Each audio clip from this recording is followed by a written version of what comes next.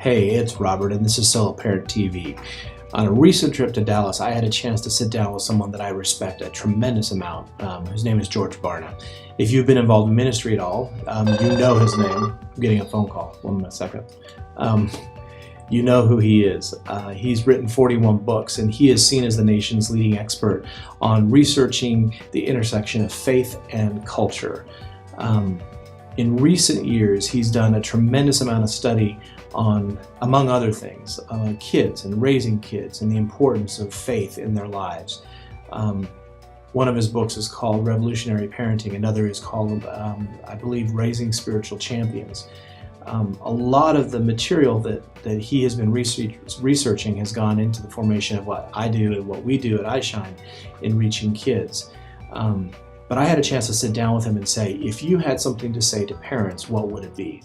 And so he answered that question. I've got it here on video. I'm going to break this into a few different video blogs because what he said is really worth digesting. And so I encourage you to take a look.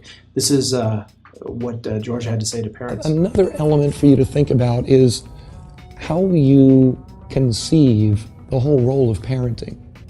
I would encourage you to think of this as an investment, the most significant investment you'll ever make in your life. You've got to invest your time, you've got to invest your energy, you've got to invest the spiritual gifts, the natural talents and abilities that God has given to you. You know, so often we think that God gave us those so that we can go out and earn a living, we can go out and earn the favor of our community, we can go out and we can develop a great image for ourselves in front of others.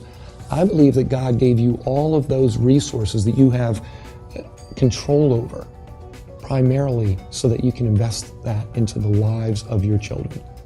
You can develop them in a way that honors Him, that represents His values and His principles. And you can do that in a way that nobody else in the life of your child can do. If you don't do it, in other words, it won't happen. And so you cannot afford to overlook the precious opportunities that God gives to you to affect the way that they think, the way that they view the world, the way that they build relationships, the way that they think about Him, the way that they interact with His Word, the way that they think about who they're going to be for the rest of their life.